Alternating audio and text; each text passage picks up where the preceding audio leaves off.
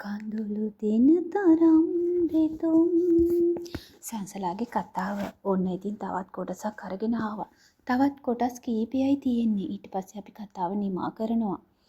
ඉතින් ආරාධනා කරනවා රැඳී ඉන්න කියලා දිගටම බලන්න සංසලාගේ ජීවිතේට මොකද්ද වුනේ කියලා. ඒ වගේ තමයි අපි හැමෝගෙම ජීවිතවලට අපි හිතපු පතපු නැති දේවල් සිද්ධ වෙන්න පුළුවන්. ඉතින් ඒක ඉතින් තමන්ගේ කර්මය තමයි. ඒක ඉතින් වළක්වන්න බැරි අවස්ථා ගොඩක් තියෙනවා. කොහොම හරි එදා වෙඩින් එකේදී සංසලාට කලන්තය හැදුනානේ. ඊට පස්සේ යන්තම් සිහිය ආවට පස්සේ සංසලාට ආයෙත් ඕන වුණේ මනමාලයයි මනමාලී ළඟට යන්න. ඒත් ඉතින් දැන් ආයෙ යන්නේ කොහොමද? ඩීජේ එක නම් ප්ලේ වෙන සද්දේ තාම ඇහෙනවා. ආයෙ සින්දු නම් කියන්න බෑ. කොහොම හරි ඉතින් යන්න ඕන. සංසලා හිමින් සැරේ ලොකු හුස්මක් ගත්තා. තේනුකා ආපහුත් සංසලාට කතා කරා. සංසලා ඔයාට බඩගිනීද කෙල්ලේ? මහන්සිද? එකපාරම මහන්සි නිසාද කලන්තයක් ආවේ? බය වෙන්න එපා. තව පැය කීපයයිනේ. ඊට පස්සේ මම ඔයාව ගෙදර ගිහින් දානවා. හොඳේ? හිත බය කරගන්න නැතුව ඉන්නකෝ. මොනවා හරි කන්න ඕනද කියන්නකෝ මං කන්න ගෙනත් දෙන්න. තේනුක ගොඩාක් කාරුණිකව සංසලාට කතා කරා. සංසලාට ඕන උනේ මොනවත් නෙමෙයි. ආපහුත් වෙඩින් එකට යන්න. ඒ මනමාල යුවල ළඟට යන්න. එයාලව හරියට බලන්න. කිසිම දෙයක් උනේ නෑ වගේ එතන නැවත හැසිරෙන්න. එයාට ඕන උනේ ඒක. අනේ නෑ තේනුකයි දැන් මට හොඳටම හොඳයි. එකපාරම ඔළුව කැරකිල්ලක් වගේ ආවා. සමහර විට මහන්සියට වෙන්න ඇති. මේ මාව එතනට ආපහු එක්කන් යන්නකෝ. හරි කෙල්ලේ හරි එහෙනම් මේ වතුර වීදුරුව බොන්නකෝ අපි යන් එතනට. හැබැයි ඉතින් දැන් ආයි සින්දු කියන්න ඕන නැහැ. දැන් ඩීජේ එකේ සින්දු දාලානේ තියෙන්නේ. දැන් කට්ටිය හොඳටම ඩාන්ස් කරනවා. තව චුට්ට වෙලාවකින් මනමාලීයි පිටත් වෙනවා. අපි යන්න ඕනේ එයාලව ඩ්‍රොප් කරන්න. ඊට පස්සේ එහෙමම අපි ඔයාලා ගෙදර යනවා. ඒකනේ ඊට කලින් අපි යමුකෝ. තේනුක සංසලත් එක්කගෙන ආපහුත් මනමාලයයි ළඟට යන්න ආවා. තුෂාරි ඈත ඉඳලා දුවගෙන ඇවිත් තේනුකගේ අතින් ඇල්ලුවා. තේනු මොකද අනේ මේ උනේ? මොකද උනේ? ඔයා විතරද හිටියේ මේ ළමයාත් එක්ක? අනේ ඔව් තුෂාරි රෝසිත් ආවා. මං කිව්වා යාට වෙඩින් එකේ ඉතුරු වැඩ කටයුතු වලට යන්න කියලා. නැත්තම් කට්ටිය කලබල වෙයිනේ. මේ සංසලාට ඔළුව රදයක් වගේ ආවලු. මහන්සි හින්දා වෙන්නේ නැති. උදේ පාන්දර ඉඳලා ආපු ගමන් නෙමේ. මේ බඩගින්නකුත් නෑ කියලා කිව්වා. ආපහු යන් කියලා කිව්වනේ. ඔන්න මං ආයෙ එක්කන් ආවා. අනේ මන්ද තේනුක. අනේ මන්ද කට්ටිය නම් ටිකක් කලබල වුණා. ඒ වුණාට ඉතින් ඒක දැන් හරි. තුෂාරි හිටියේ හිත නොරිස්සුමින් වගේ. අනේ මන්ද කියන්න එපා තුෂාරි. එහෙම තමයි. මේ ළමයා ලේසිපාසු දුරක ඉඳලා නෙමෙයිනේ ආවේ.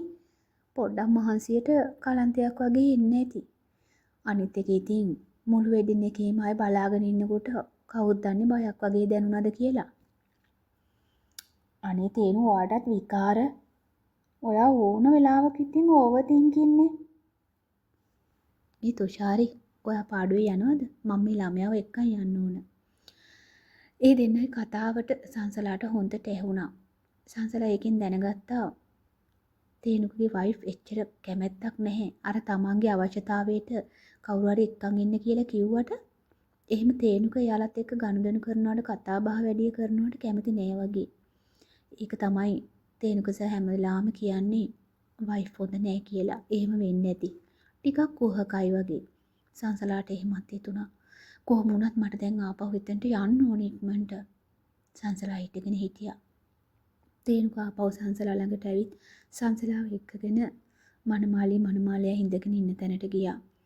ඒගොල්ලෝ ඩීජේ එකේ සින්දු එතකොට එතන නටන අය දිහා බලාගෙන හිටියා.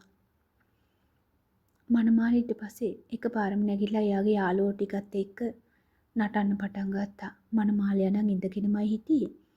බර කල්පනාවක වගේ. මනමාලයාගේ යාළුවෝ එයාට කොච්චර කතා කරත් ඌ නටන්න ගියේ නෑ.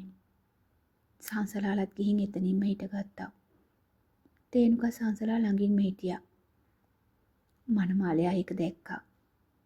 මනමාලයා හිමින් සැරේ තේනුකයි සංසලයි ළඟට ආවා. සංසලා හොඳටම කලබල වුණා. සංසලාගේ හිත පපුව ගැහෙන්න ගත්තා. මං හිතපු දේ හරි වෙන්න නම් එපා දෙයියනේ. සංසලා හිතෙන් 1000 වරක් කිව්වා. සංසලා කොහොම කිව්වත් වෙන්න තියෙන දේවල් වළක්වන්න බෑනේ. මනමාලයා එයාලා ළඟට ඇවිල්ලා ඉස්සර වෙලාම තේනුකට අතට අත දීලා කතා කරා. විස්තර ඇහුවා. තේනුක කියන්නේ ඉතින් ලස්සන මිනිස්සෙක්නේ. එච්චර වයසක් පේන්නේ නෑනේ. මනමාලයාට දැනගන්න ඕන උනේ මේ කවුද කියලා. ඒ වෙලාවේ නම කිව්වහම තමයි මනමාලයා දැනගත්තේ මෙයා තමයි තේනුක කියන්නේ කියලා. ඇයි මනමාලයාට එහෙම දැනගන්න ඕන උනේ? ඒ වෙලාවෙම තේනුකට කෝල් එකක් ආවා. තේනුක මනමාලයාට චුට්ටක් සමු දීලා කෝල් එක ගන්න ඇතට ගියා. මොකද එතන කෝල් එක ආන්සර් කරාට ඇහෙන්නේ නැති නිසා. සංසලා එතන තනි වුණා. මුළු මගුල් ගෙදරම සංසලාට ලොකු තනිකමක් දැනුණා. මෙච්චර වෙලාවක් දැනුන්නේ නැති දෙයක්. හැමෝගෙම අවධානය තිබුණේ නටන අය දිහා. ඒ මනමාලයාගේ අවධානය තිබුණේ සංසලාගේ ඇස් දිහා. සංසලාගේ ඇස් වලින් කඳුළු වැටෙන්න ගත්තා. ඒ කඳුළු පිහ සංසලා ආපහුත් මනමාලයා දිහා බැලුවා. සංසලාට හිතා ගන්නවත් අදා ගන්නවත් බැරි වුණා. තොල් දෙක හපාගෙන හයියෙන් එන එකේ වළක්ක ගන්න සංසලා ලොකු වීර්යයක් ගත්තා. සංසලා ඔයා දන්නවද ඒ කවුද කියලා? අපි කාටවත් හිතා ගන්න බැරි වුණ කෙනෙක්ගේ. නිසල්. අවුරුද්දකටත් වැඩි කාලයක් සංසලාට කිසිම ආරංචියක් තිබුණ නැති නිසල් තමයි ඒ මනමාලයා වෙලා තිබුණේ. සංසලා කිසිම දෙයක් කතා කරේ නෑ. පින් බලාගෙන හිටියා. සංසලාට දැන් හොඳටම විශ්වාසයි. නිසල් තමයි මේ. වෙන කවුරුවත් නෙමෙයි. ඒත් ඉතින් වෙනද සාමාන්‍ය විදියට දැකලා අද මනමාලයෙක් විදියට දැක්කහම එකපාරම අඳුර ගන්න බැරි වුණා.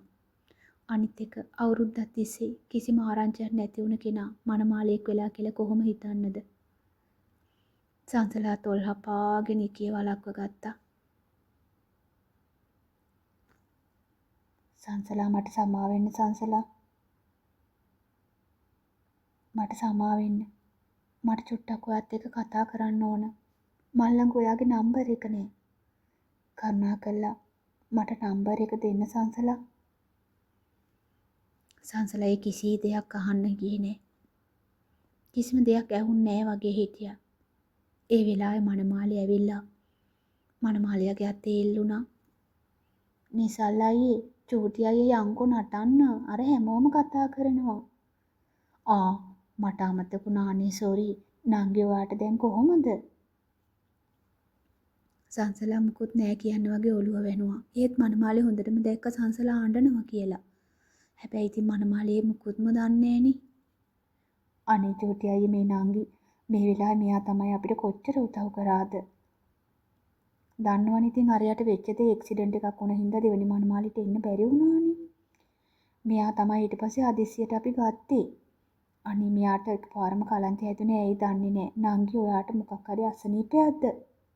අපි යන ගමන් බෙහෙත් ටිකක් අරන් යන්. මනමාලි කාරුණිකව එහෙම කිව්වා. සංසලාට තවත් ඇඬුණා.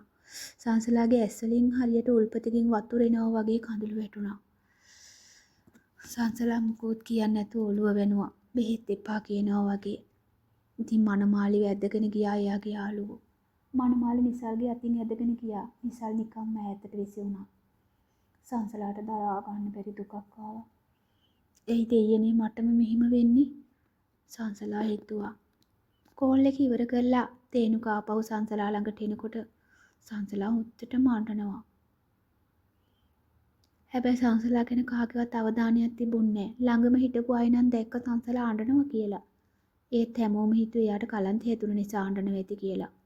සංසලා කඳුළු පිහපියා හිටියත් උල්පතකින් කඳුළු වතුර වැක්කිරනවා වගේ කඳුළු ඇස් දෙකෙන් මතු වෙනවා.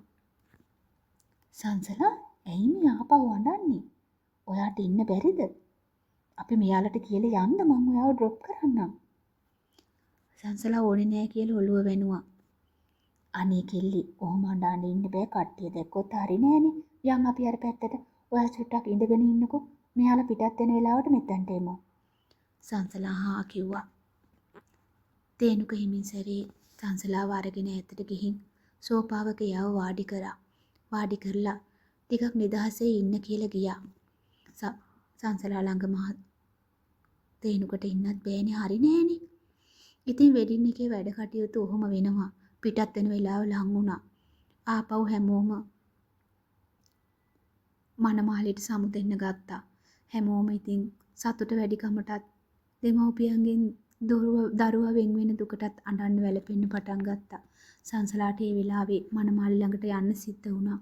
සංසලත් අඬන එක නතර කර හිත ගලක් කරගත්තා. මොන දේ වුණත් ඒ අහිංසක කෙල්ලගේ පෞල් ජීවිතයට ප්‍රශ්නයක් වෙයි කියලා නිසල් ගැන කිසි කෙනෙකුට දැනගන්න බැරි වෙන්න සංසලා හිතෙන් හිතාගත්තා. මේ කිසි දෙයක් මගේ හිතෙන් මිස කාගේවත් හිතකට නොයේවා කියලා සංසලා හිතාගත්තා. සංසලා අමාරුවෙන් හිතේ වේදනාව දරාගෙන මනමාලි ළඟට වෙලා හිටියා. මනමාලි ගෙදර හැමෝටම සමු දුන්නා. මනමාලියත් හැමෝටම සමු දුන්නා. හැබැයි මනමාලයාගේ උදේ තිබුණ පිපුණ මූණ හවස් වෙද්දි මැල වෙලා තිබුණා. කවුරුත් හිතුවේ මනමාලයටත් දැන් වෙහෙස ඇති කියලා. මනමාලියව බාර දෙන ගමන් මනමාලයට මනමාලිගේ අම්මා මෙහෙම කිව්වා. අනේ රත්තරන් චූටි පුතේ. අද ඉඳලා මේ චූටි නංගි ඔයාට බාරයි. කවදාවත් මගේ කෙල්ලට ඇස් දෙකට කඳුලක් දෙන්න එපා. හිතට දුකක් දෙන්න එපා. ඔයා දන්නවනේ අපි මලක් වගේ මේ කෙල්ලව හැදුවේ කියලා.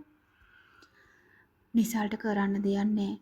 මොනවා කියන්නද? මොනවා කිව්වත් සංසලාට ඇහෙනවා.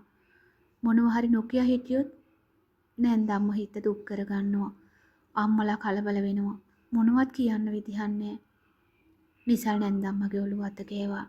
හරියට කිසි දෙයකට බය වෙන්න එපා කියනවා වගේ. සංසලාගේ හදවත ඇතුලේ අකුණු පිට අකුණු පුපුරනවා වගේ. සංසලාට ඉවසන්න බෑ. සංසලාගේ ඇස් වලින් ආයෙත් කඳුළු වැටෙනවා. ඒ වෙලාවේ නම් කට්ටිය හිතුවේ මේ සමු ගන්න වේදනාවට බලන් ඉන්න අයට කොහොමත් ඇඬෙනවනේ. එහෙම දෙයක් වෙන්නේ නැති කියලා. කොහොම හරි නැකතට මනමාලි ජෝල එළියට ආවා. හැමෝම යන්න ලෑස්ති වුණා.